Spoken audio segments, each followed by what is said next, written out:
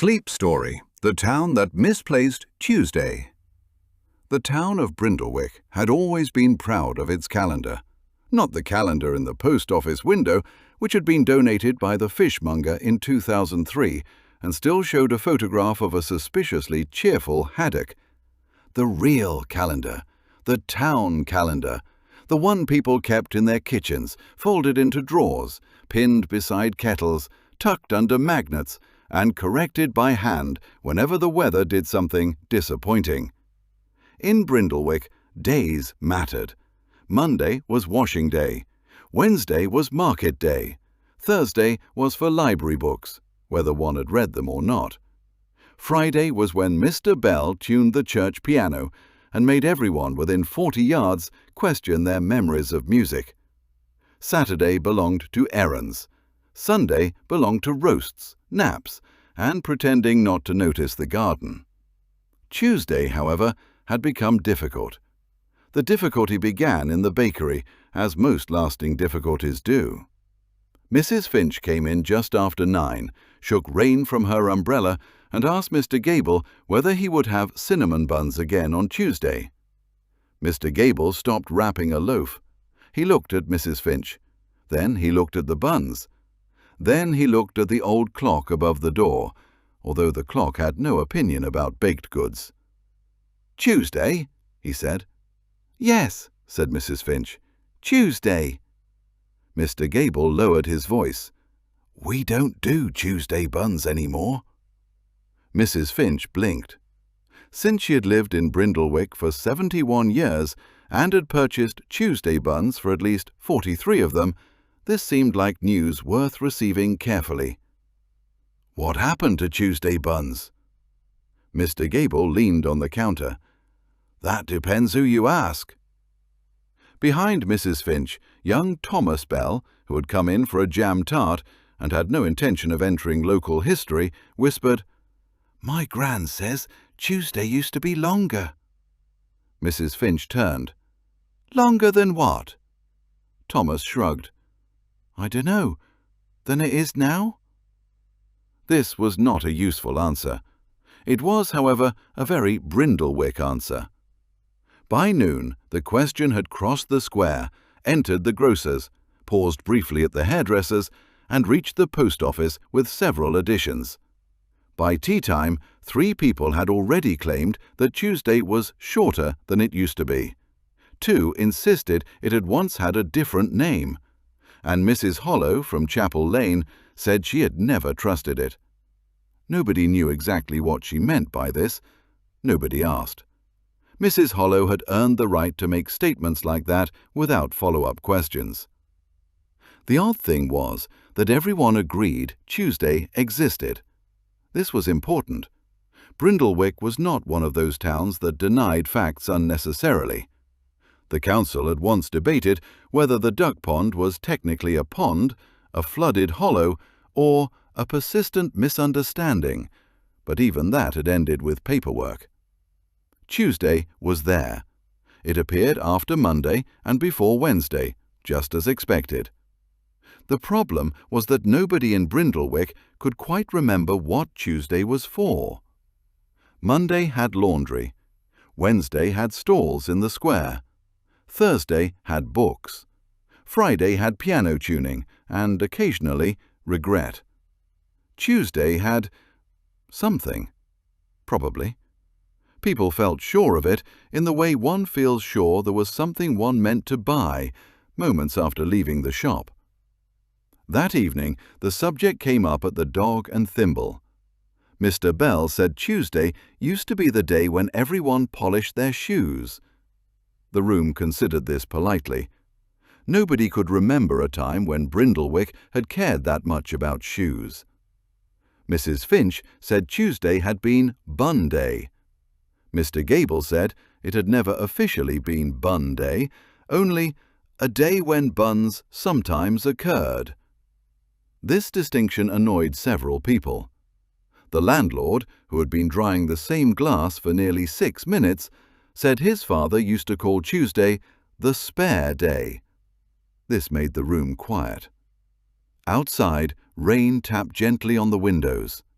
Inside, 13 residents tried to remember whether a day could be spare. "Spare for what?" asked Mrs. Finch. The landlord looked into the glass. "Things." That was all he would say. By the following week, Tuesday had become impossible to ignore. On Monday evening, people became restless. Not worried exactly, just aware. Bins were put out too early. Socks were paired with unnecessary seriousness. Mr. Gable made cinnamon buns, then refused to sell them until Wednesday, which helped nobody. On Tuesday morning, the town felt as though it had walked into a room and forgotten why. People moved normally. Letters were delivered. Kettles boiled. The butcher opened on time and closed 10 minutes early for reasons he refused to discuss. Nothing dramatic happened. That was the worst of it. If Tuesday had produced thunder, a broken window, an unexpected parade, or one goat in the high street, people might have felt relieved. Instead, Tuesday simply sat there. Perfectly ordinary. Too ordinary. At 10:30, Mrs. Finch found herself standing in her pantry, holding a jar of cloves.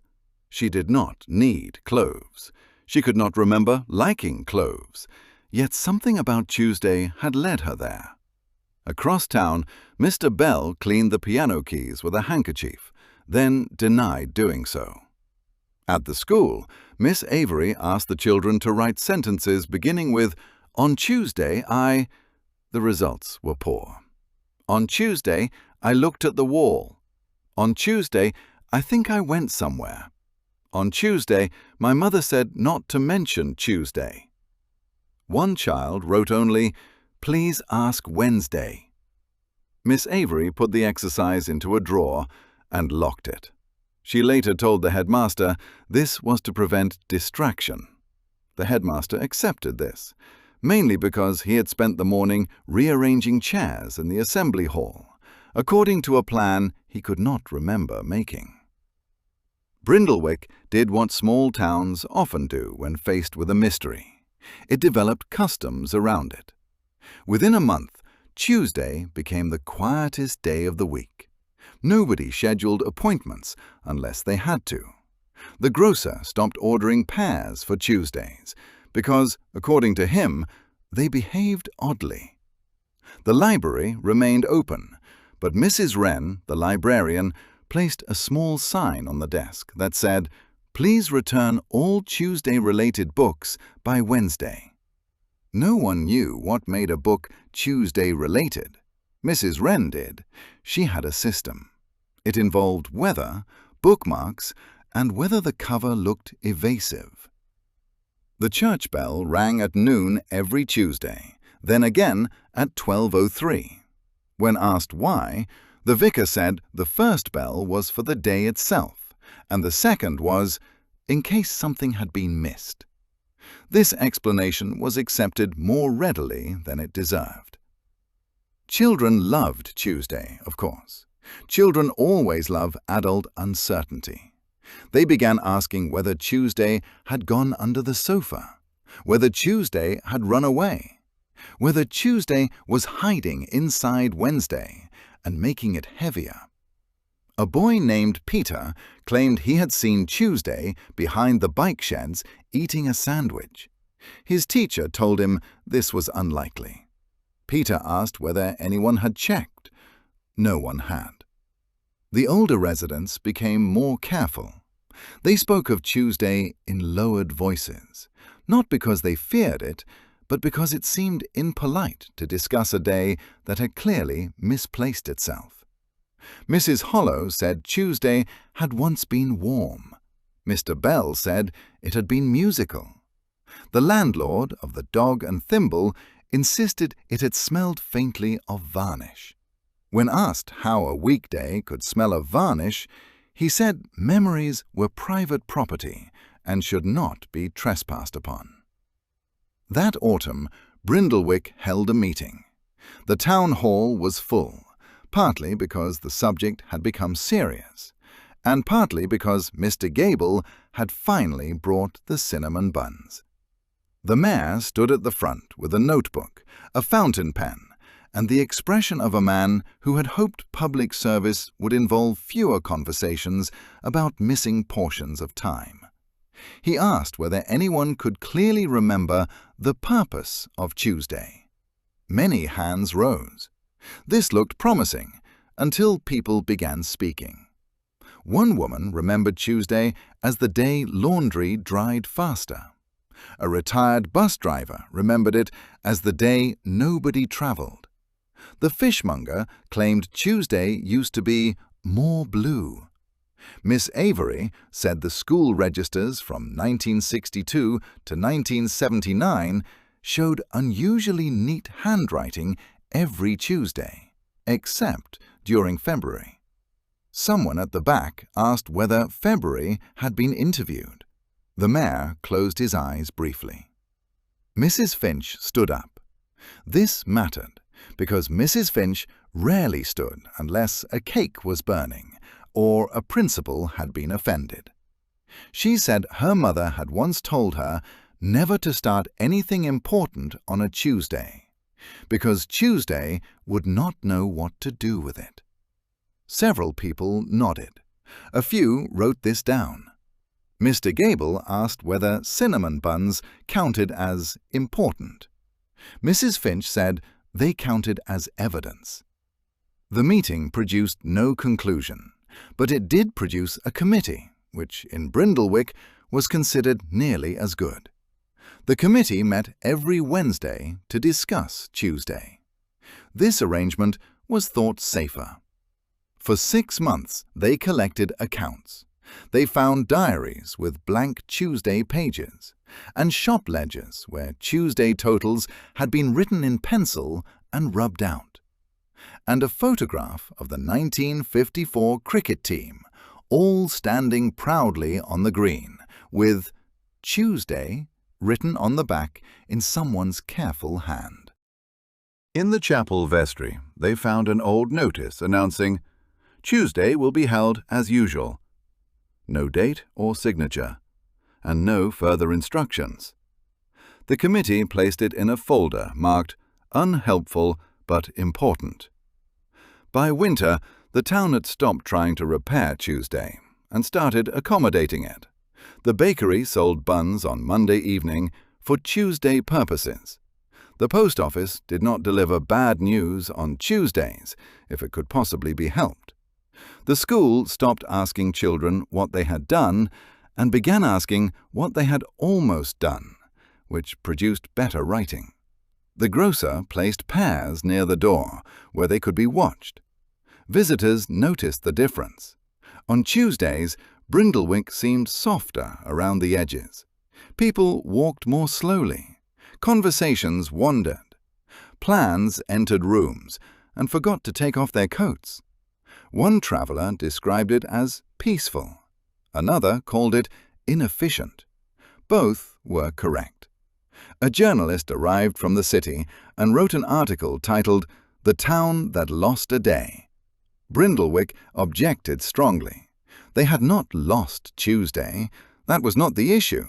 Tuesday was present. It appeared every week, with the stubbornness of a relative who had not been invited but knew where the spare key was hidden. What had gone missing was the agreement about what Tuesday meant.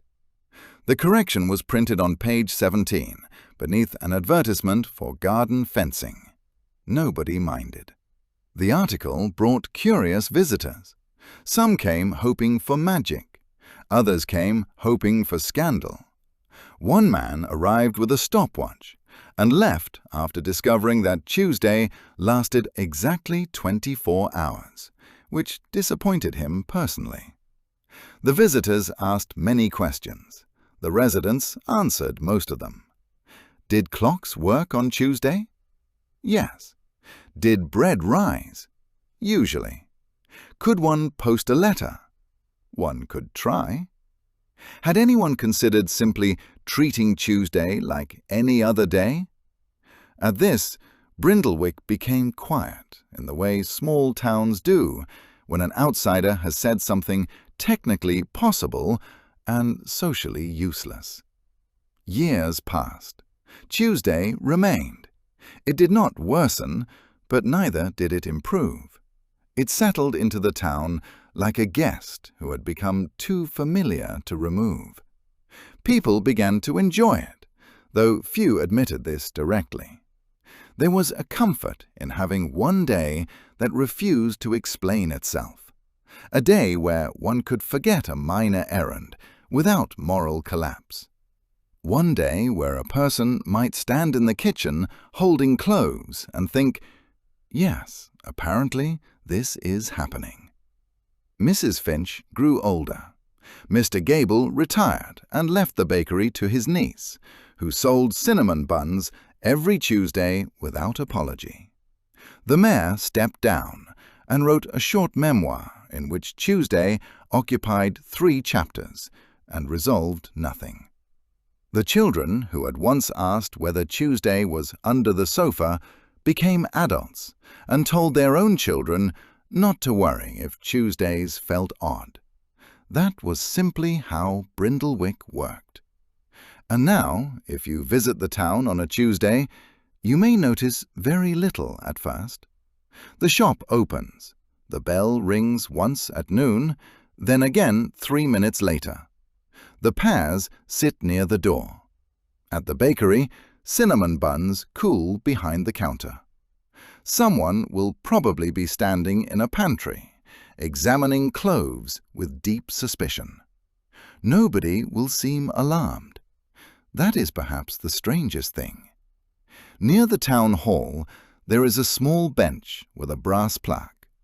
The plaque reads, "For Tuesday." No one knows who paid for it or when it was installed. The council records show a payment for bench-related uncertainty in 1988, but the bench appears in photographs from 1974. Several explanations have been suggested. They are all tidy, and equally, they are all unsatisfying. On quiet evenings, when Monday has finished putting things away and Wednesday has not yet begun arranging its market stalls, the bench waits in the square. The bakery windows glow. The church bell keeps its own counsel. Somewhere, a kettle comes to a boil, and nobody rushes immediately to answer it. Tuesday remains exactly where it has always been, between 2 perfectly respectable days, slightly misplaced, mildly defended, and still, after all these years, refusing to say what it was for. Good night.